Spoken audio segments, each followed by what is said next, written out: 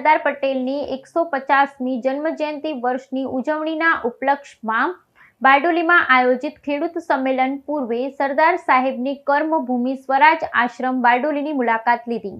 મુખ્યમંત્રી ભૂપેન્દ્ર પટેલે સરદાર પટેલની 150મી જન્મજયંતિ વર્ષની ઉજવણીના ઉપલક્ષમાં બારડોલીમાં આયોજિત ખેડૂત સંમેલન પૂર્વે સરદાર સાહેબની કર્મભૂમિ સ્વરાજ આશ્રમ બારડોલીની મુલાકાત લીધી।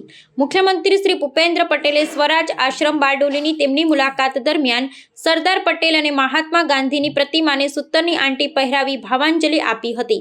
આ મુલાકાત દરમિયાન મુખ્યમંત્રી શ્રીએ સરદાર નિવાસની મુલાકાત લઈ આશ્રમના ટ્રસ્ટીગણ પાસેથી સરદાર સાહેબે ખેડૂતો માટે કરેલા સંઘર્ષ અંગે વિગતે જાણકારી મેળવી હતી। બારડોલી સત્યાગ્રહ દ્વારા વલ્લભભાઈ પટેલ સરદાર તરીકે ઓળખાય તેની જાણકારી પણ તેમણે મેળવી હતી। સરદાર સાહેબ સ્વરાજ આશ્રમમાં તેમના નિવાસ દરમિયાન જે ખંડમાં વિવિધ રાષ્ટ્રહિત પ્રવૃત્તિઓ કરતા હતા તે ખંડ અને સ્મૃતિ ચિહ્નોનું નિરીક્ષણ મુખ્યમંત્રી શ્રીએ કર્યું હતું ને સરદાર સાહેબની ભાવવંદના કરી હતી।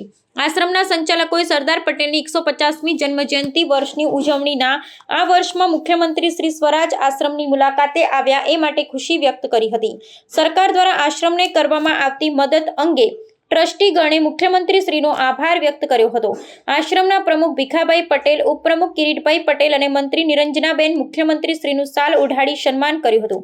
મુખ્યમંત્રી શ્રીની આ મુલાકાત દરમિયાન સુરતના સાંસદ મુકેશભાઈ, ધારાસભ્ય સર્વશ્રી ગણપતસિંહ વસાવા, ઈશ્વરભાઈ પરમાર, સંદીપભાઈ દેસાઈ, મોહનભાઈ, કલેક્ટર ડોક્ટર સૌરભ પારઘી, જિલ્લા વિકાસ અધિકારી સુશ્રી શિવાની ગોયલ, પોલીસ અધિક્ષક હિતેશ જોઈસર, ભાજપ પ્રમુખ ભરતભાઈ રાઠોડ, પૂર્વ જિલ્લા પ્રમુખ ભાવિનભાઈ પટેલ તેમજ સંબંધકર્તા ઉપસ્થિત રહ્યા હતા।